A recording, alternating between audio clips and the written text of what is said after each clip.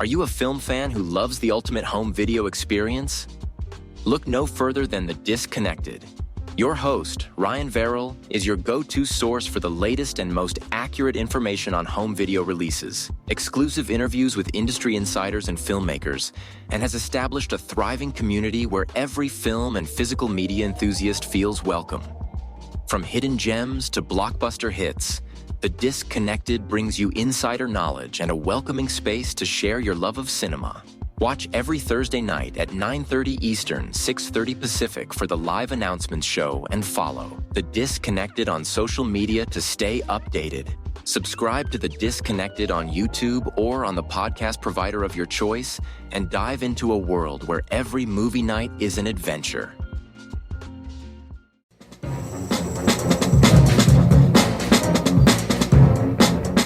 Hello, this is Aaron West. I am the author of the A24 New Wave. In this book, I look at A24's output and I make the argument that we are in a new wave movement right now. A24 plays a major role. This book has a supplemental podcast where each episode is a brief conversation about an A24 related topic, whether an actor, director, or even a genre. As I continue research for the book and conduct interviews, I expect to record podcast episodes with people involved with the company. You can find the podcast at cinejourneys.com or wherever you find podcasts, and we are proud to be members of the Someone's Favorite Productions podcast network. Hello and welcome to Tumbleweeds and TV Cowboys. My name is Hunter. In this podcast, I'll be joined by a different guest each week to discuss a classic Western movie or TV show. I've been a fan of classic Westerns for as long as I can remember, and in recent years, they've become very nostalgic for me. I love the aesthetic, the tropes, and I love seeing different filmmakers' takes on them. At their best, they're incredibly entertaining, rewatchable, and some of my all-time favorite movies are Westerns. We'll mostly focus on Western movies made in Hollywood, but we'll also be covering spaghetti Westerns, and one thing I'm very excited to get into are Western TV shows. I've got some amazing guests coming on the show, film professors, historians, and podcasters. And Tumbleweeds and TV Cowboys is part of the Someone's Favorite Productions podcast network, and many guests on the show will be from other shows on the network. Thanks for listening.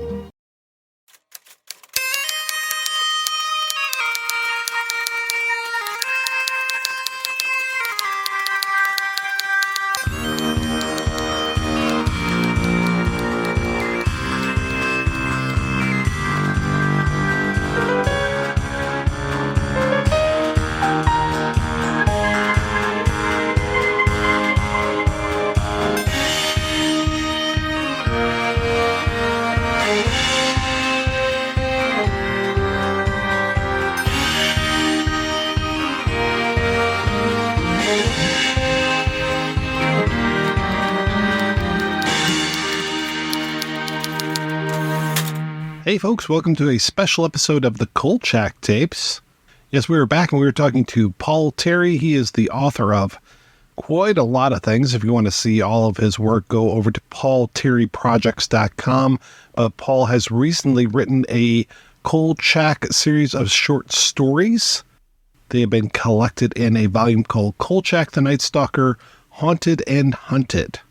It is a fantastic book. I really enjoyed reading this one. I was just so glad after all this time to finally dive into the world of Kolchak literature other than the stuff that Jeff Rice wrote. Thank you so much for listening, and I hope you enjoy this episode. And if you enjoyed Carl Kolchak and the Night Stalker, definitely go back and listen to the rest of our episodes over at kolchaktapes.com.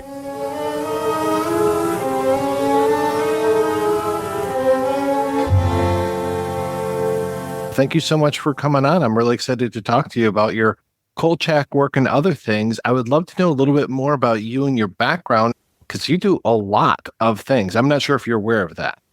I tend to tell people when they ask that question, I tend to say, I like making things. I like telling stories. I guess that sort of covers the breadth of it all, but it feels normal to me because I've always done it since being a kid at school. I've always enjoyed doing something that's supposed to be on the curriculum, and then outside of studying or writing essays, making music and so forth. And so going through into adulthood, I think I just thought that was normal. So we just kept multitasking. Your stuff usually relies on other sources in order to have that platform, but then I think you've also done original fiction as well. Is that correct? Yeah, the Kolchak book, the Haunted and Hunted sort of short story collection, that's my first prose fiction proper, if you like. But I've always wanted to dabble into that world and do more of that stuff. And that pulls from many different things. From, as I say, when you're a kid, you're always writing stories and being creative. And then going through to doing more creative writing with collaborations in different mediums, so filmmaking, being involved as a producer, working with directors on their scripts and things, and then co-writing on some of those projects. But you're right, yes, a lot of my other books and writing work was more in the sort of making of space, or was an editor, which I was for a long time. You're editing other people's work and you're figuring out your own sort of like voice of storytelling and how you like to report information. And so yeah, I think it's one of those things where, and I always say this to young writers, write everything. I've written books that are tailored for kids, top 10 books, kind of things like that, as well as making of books about film and TV shows that cover different mediums. So things like Lost, things that are more sort of horror and comedy like Sleepy Hollow, or thrillers like The Blacklist. I tend to say yes to a lot of projects and then worry about how to do it afterwards. That's it. I think that's how I like to work in the creative arts, that you go, yeah, sure, yeah, I'd love to do that. And then you hang up and go, how will that work? But I think definitely a big influence on pitching even these stories for Kolchak. Obviously, I loved the show when I saw the reruns in the UK in the 90s. But I had been writing very intensely in character voices for the X-Files book that I did with Abrams, the first one, the official archive. And so X-Files is my favorite show of all time. And so it was a dream project to pitch. What that did was actually get me, back to school and really figuring out what are the rhythms, how does Mulder speak, how does Scully speak, how is that different, how would they speak in an official report. And so I think years of doing that, studying those patterns, just put me in the right headspace, as well as other previous projects, to say, you know what, I've been developing, I guess off camera is the phrase, away from the official career, my own IP, my own sort of fiction ideas. And so the Kolchak book felt like a great bridger, because it is a licensed book, it is a licensed character, but it was an opportunity to say, as a fan, what other adventures, what other cases could Carl Kolchak find himself falling into as he does? And you talked about the voice of Mulder and Scully, but the voice of Kolchak is so distinct, and you get that perfectly. You nail that voice. I can hear Darren McGavin in my head. Oh, thank you. That's the greatest review. That's, as long as someone thinks that, who loves the show, that means a lot to me. So thank you. I did work very hard on that. I'm curious, what was the secret of unlocking Kolchak? What methodology did you use to bring him back to the page? The similar process to when I did the X-Files books. It's really, you're rewatching the episodes and you're writing notes constantly. And I describe it as you're watching or you're rewatching things through a completely different lens. So when you're rewatching a show or a film that you love and you're just enjoying it for what it is, or when you're doing it professionally for this particular task, it's really, I love sound, I love language. So I'm really aware of trying to drill into those things. And it's really just taking copious notes. It's really just figuring out. There's lots of catchphrases that he comes up with, of course, and Darren McGavin's Kolchak, it's like the actor and the written character just become one, don't they? You can't imagine anyone else being Kolchak. And so it's terrifying when you give yourself that chance to do it. But it's a good fear, I think, because you really feel like you have to honor that character. You can't mess it up. You have to actually get it right. But yes, lots of note taking. I tend to really drill into the kind of catchphrases, the way that he talks in loops, the way he drills things out, like he says strike one, strike two, or he says item and then does translation. And that gives you a kind of foundation of what things he likes to say. But then I was really drilling hard into, he's very economical with language. He's very specific. He's a great reporter. But if he was a writer, if he was a novelist, he'd be an amazing writer, because he has great visual language. And he sees things as they are and just calls them out in a almost poetic way sometimes. And within that, there's a sort of, as he calls things as what they are, if something's frightening or there's a lot of tension, he likes to build that drama and call it for what it is. But at the same time, there's that wit, there's that swagger to how he talks. It's a big balancing act, and these things take a while, and you start throwing down ideas about how he would craft something. But I really love the first person perspective for this style. It feels very like hard-boiled, very detective thing. And for me, that just felt like a real treat to go, oh, okay, how do we keep that really present? How do we keep that energy through short stories? And I've always loved the short story format and short film format because you have to do a lot in a short period of time. And I think for a Kolchak case, it's perfect because that also was in my mind, that rewatching the episodes, the movies, of course, as well, but watching the episodes, you get a sense of time being quite compressed and quite kinetic. And that because there's terrible things happening, I think, and Carl Kolchak wants to solve it and stop them. And so that was a big influence as well. I think a couple of my stories take place over quite a narrow period of time. But I think that's an advantage for this kind of story. I think that, and it's just a personal preference. I know other writers have done very different approaches to Kolchak that have been wonderful. But for me, how I like to write and my love of horror and tension and drama and mystery especially, I think when you have a mystery you're trying to lay out to the audience that's in the horror space that you want them to lean in and try and solve with you, it's more powerful to keep it a little bit more condensed in the time frame. The other thing I was going to say was it's not shtick at all. It does feel like Carl. And then, yeah, not only are you capturing the characters, but then putting them in these situations, them like Carl and Vincenzo as well, because you also capture Vincenzo's voice very well. But to then put them in these new scenarios that we've not seen them in before, where it's new ghost stories, new spook stories, new creatures that they're investigating, that's a whole other challenge to this. And I commend you. All of these stories were very compelling. Oh, thank you so much. Vincenzo, I think what helps a lot is the performances and the writing on the show is so strong. As you say, Tony Vincenzo is just, he's indelible. He's just there. Again, rewatching the episodes for Carl's voice, I, of course, was like, you can't have these stories without Vincenzo being a presence. I wanted to modulate how much he's a presence in the stories because it's like seasoning, isn't it? You got to get the seasoning just right. You don't want to overdo things. And the same with Emily and Ronald. They appear a couple of times, but I'd love to hear that. I'd love to hear that you feel that way about that it's not shtick. And for me, as a fan and as a writer, whenever there's a temptation to do sort of Easter egg style things, I'm terrified of ever drifting into the sort of member berries. Oh, look, we're ticking off things and we're making the fans cheer and go, hooray, that's a good reference. I always wanted any kind of Easter egg to be very organic and very natural so that it really is about the characters driving the story forward, or it's just integral to the story. And so that was another guardrail I put on myself. I was like, don't get tempted by doing too many things. Just do something subtle that feels like it fuels it. And Vincenzo, especially with the book starts with the haunted airport story, just the idea of what would that odd couple be like coming back from something that one person with Vincenzo thought was incredibly important, and the other being Carl being like, can I just go home? I don't want to. How did this project come to you? I just say I like to give myself crazy challenges.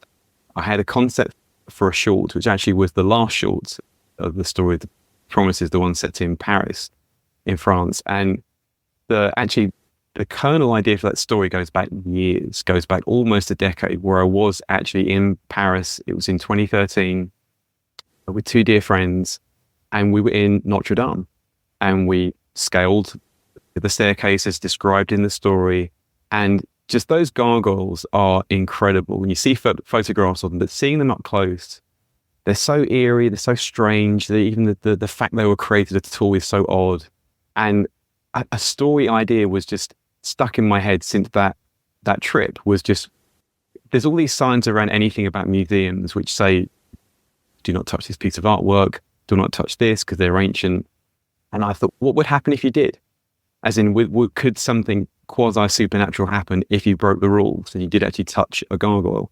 So the story idea for that, what goes way back, so 2013.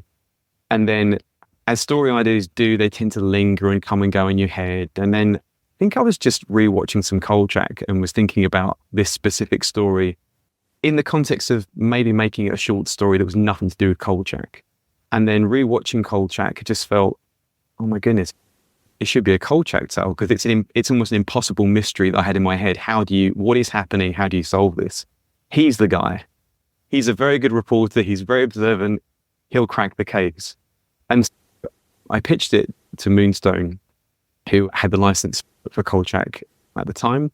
And the response I got was, yes, it's a short story. We don't tend to just publish individual short stories. We tend to do them as collections. And again, me being me, I thought, why don't I reply to the email and say, if I did you 4 more stories, would that constitute enough word count stories for a collection? And the answer was, yeah, give me some other log lines for stories. And then again, you see this pattern. I tend to say yes to things and then worry later about how to. I like the challenge.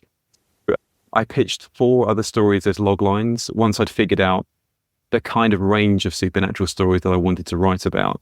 And based on those log lines, the editor-publisher at Moonstone said yes. And I was away with the races last year, and they came together really quickly. I think there was something, I was very excited about doing them, and I think that also fuels creativity when you're really inside the head of a character. And so I really dug back into those rewatches and was really fleshing out. I really wanted these 5 stories to exist almost, I think it's an echo of when I do my music projects. So I really get obsessed with track listing and how music flows between tracks. And so with this book, I wanted to make sure that the short stories, that was the order that they worked. If you remix the order, it wouldn't quite feel as good.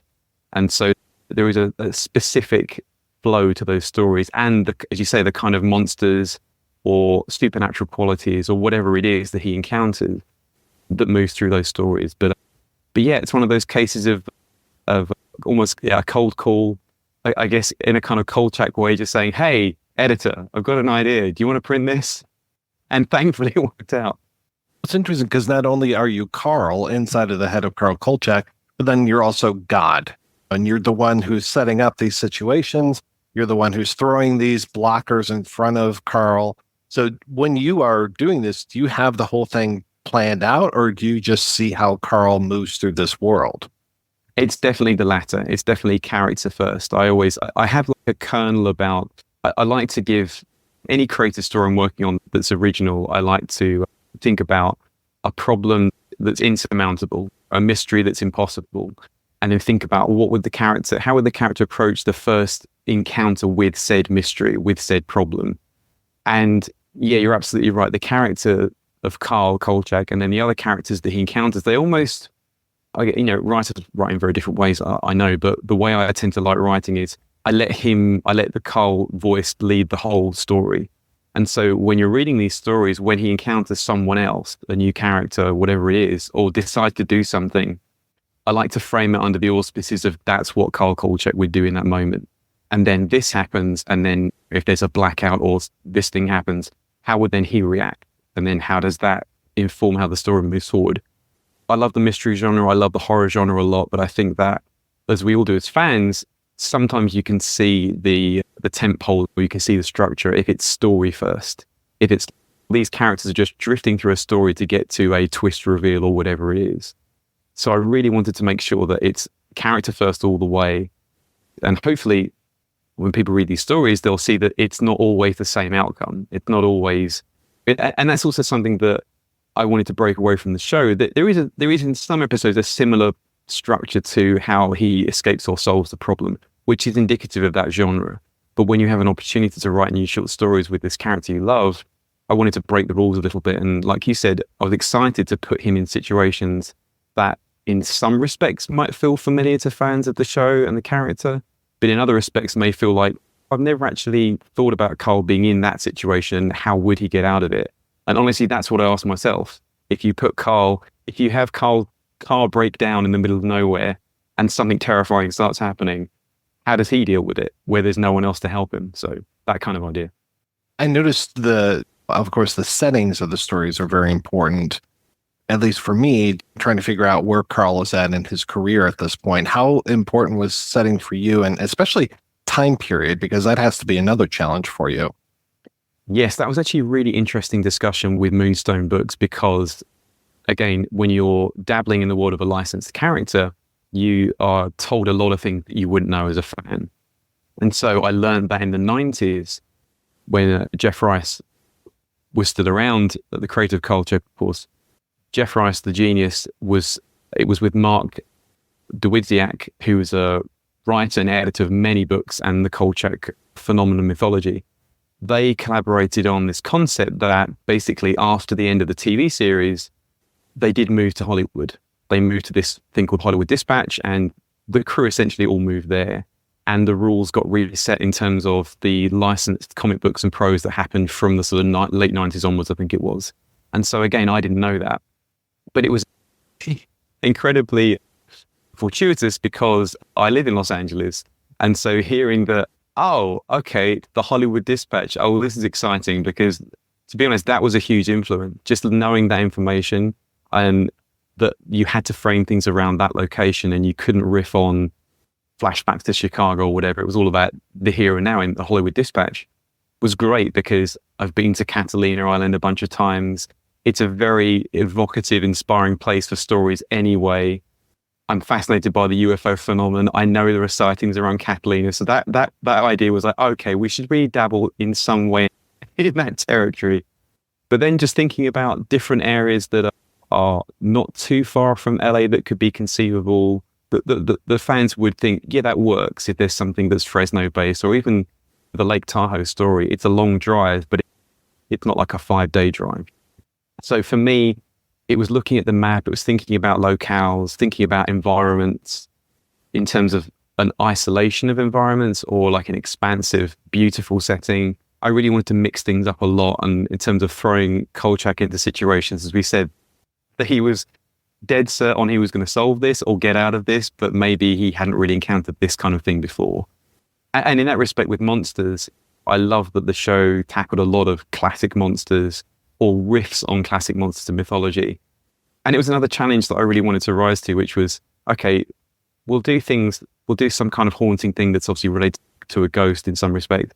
But I wanted to challenge myself as well and riff on new mythologies. I wanted to come up with, there's a phrase that came, I think it was in the TV show Fringe, and I think it was also then adopted by the TV show Sleepy Hollow, but this phrase called twistery, where they take actual history and they just bend it slightly. So that I love this concept, especially with Kolchak's stories, because he's a reporter, that the reader is thinking as they're reading it, I'm being told something historical, but is this completely real or is it completely fictional or somewhere in between?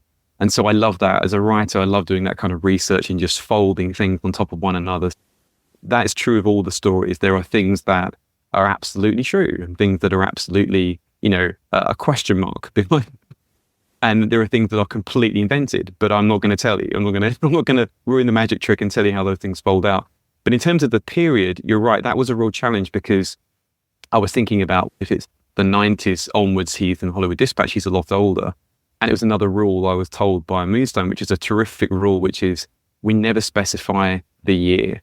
You can specify calendar dates with days and months, whatever, but we basically act like it's the present, in quotes.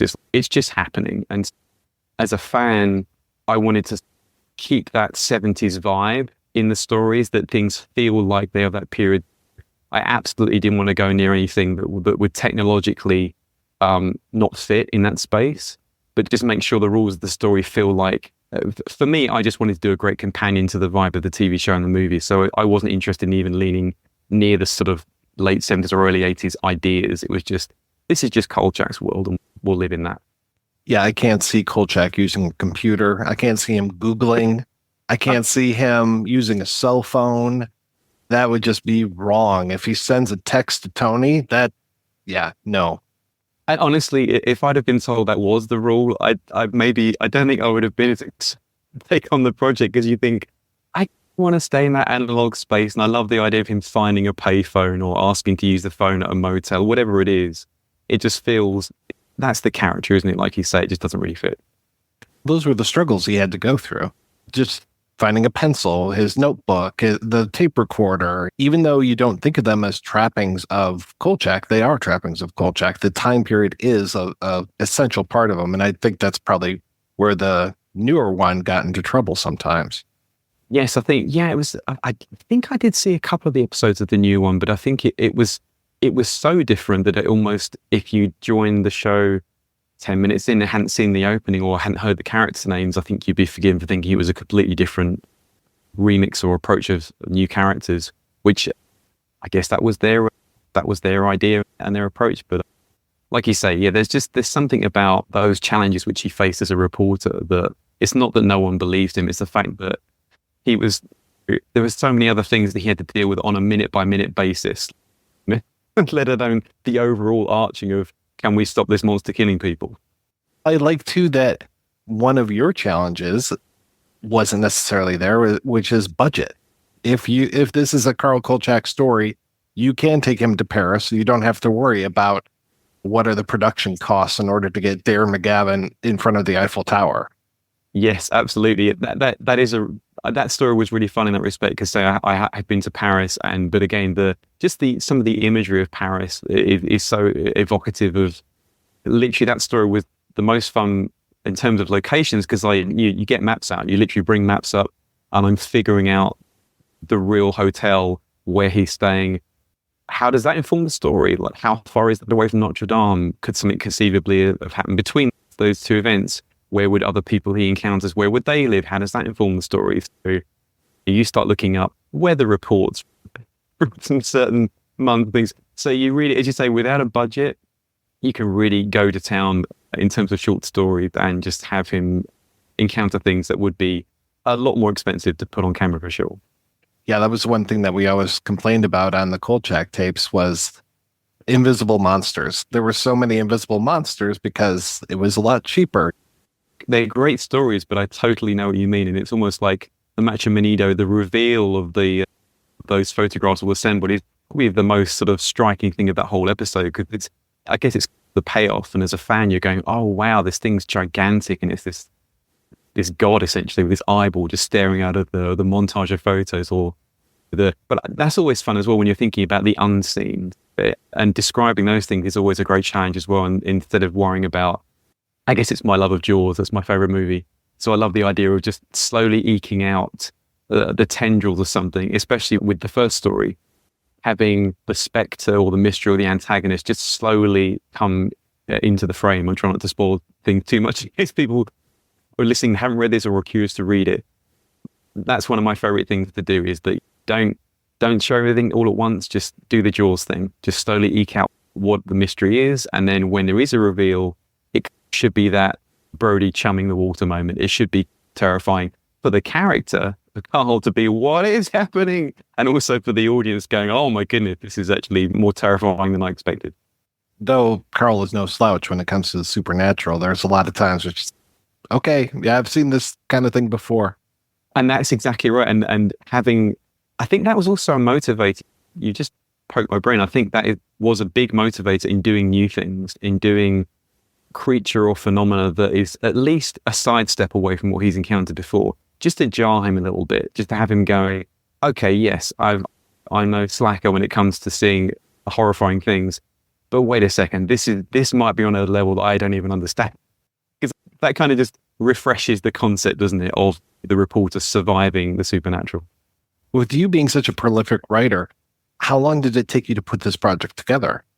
Let me think, reversing my brain, doing the Wayback Machine. It was all 2023, last year. So I think the last story in the collection, Promises, was probably a couple of months in terms of everything. But from the very start, okay, let's figure out how is this Paris story going to work.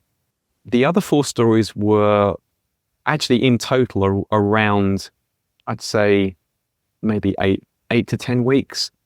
They came together pretty quickly.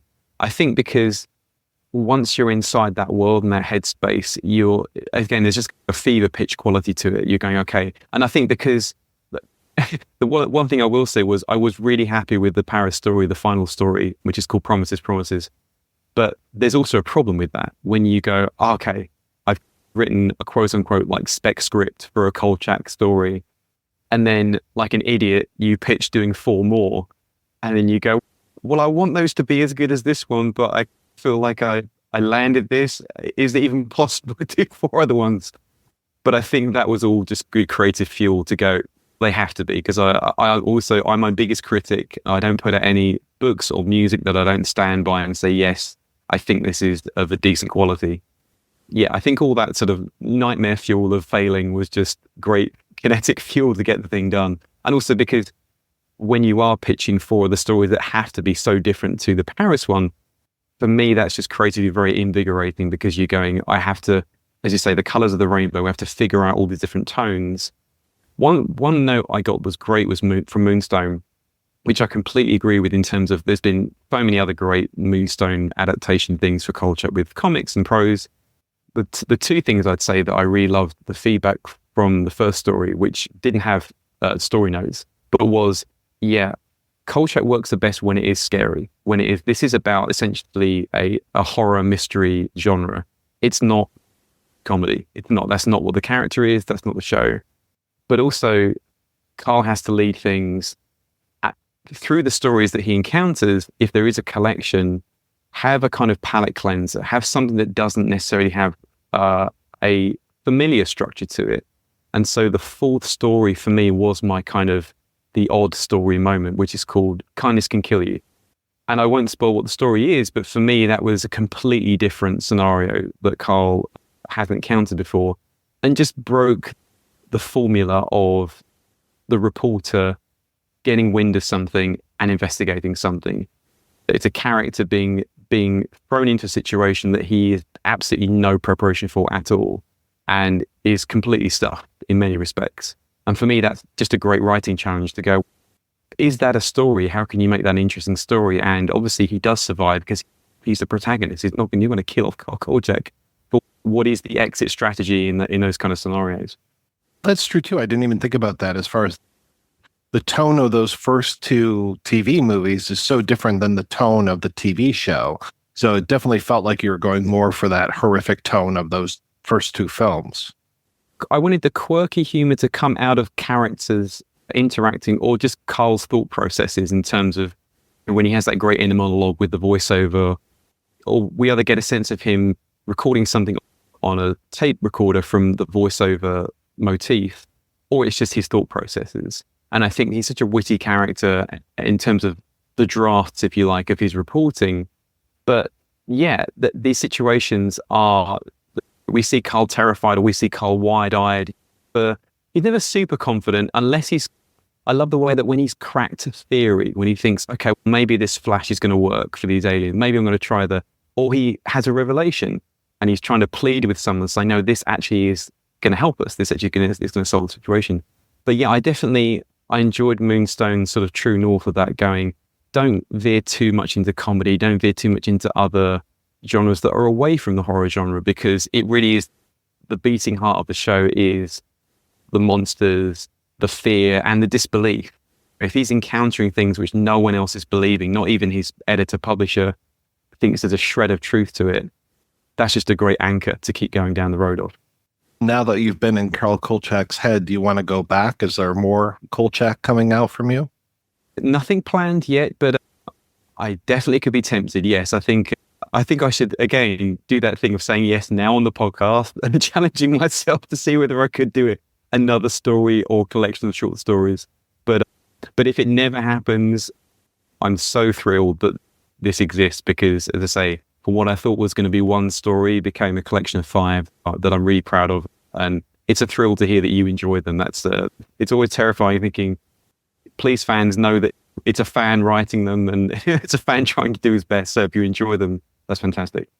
It doesn't feel like fan fiction. It doesn't feel like something I could find on the internet. These are real, actual stories, polished, beautifully paced, super well written. So thank you for doing that. Thank you, sir. No, can I have that as a pull quote? I'll put that on a poster. Talking about how prolific you are, what are you working on right now? Because you've got so many different projects that you do. There is the volume 2 of the X-Files, the official archives, which I'm still busy hard working at. That's been a long project, an ongoing project since the first volume. So that's a really exciting one for me, because it's the entire mythology of the X-Files, going back from season 1 all the way through to season 11, presented in a similar way to volume 1 in terms of these are the reports that the agents are filing, with some twists and turns, surprises, should we say, in this particular volume, because when you're handling the mythology of the X-Files, there's a lot of things which can't necessarily be handled as exact reports. There's some other ways to handle those things creatively. Music-wise, I just did a really fun soundtrack for, there's another podcast called Return of the Pod, which began as a Star Wars-led podcast, but become more of a kind of pop culture podcast. And they wanted a new main theme that expanded to being a bunch of cues and themes for their shows. That was really fun to do, because they're great guys. It's a really fun show. And there's a film that's currently in pre-production called Kilter, which I'm attached to as the composer. So that's shooting in about 8 weeks, which is a short, which is basically a proof of concept for a feature, which is a director called Bartley Taylor, who I've worked with before. Great director, great creative. The rest of the year is nice and busy, which is always nice. And I love to be able to balance between books and music projects / film projects, because they do inform each other. A lot of people think it's very chalk and cheese, but it's not. They're very much about structure and storytelling and pacing, like you say. And so I think that the more eclectic things that I do just for myself, I feel like it informs the other projects really well and just improves everything. Where's the best place for people to keep up with you and your work? Probably the main website is paulterryprojects.com. That sort of has everything covered. So it's just got all of my book work, my music work, and everything in between. You can just figure out, have a click around and see if there's anything that takes your fancy. Paul, thank you so much. It was great talking with you today. Thank you so much for having me on the show. I love the show, fan of the show. So it's a great opportunity to be on your show. So thank you.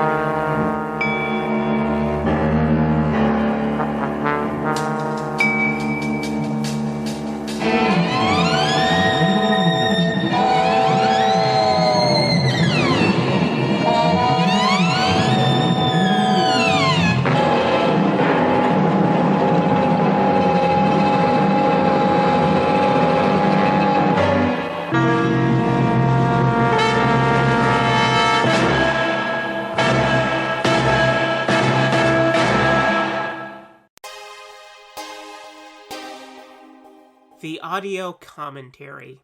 It's a dying art form, but here at One Track Mind, I, your wonky yet affable host Ryan Luis Rodriguez, analyze film through the prism of these embryonic forms of podcasting, one audio commentary at a time. Masterpieces, crapster pieces, live action, animation, cult classics, films literally no one has ever heard of.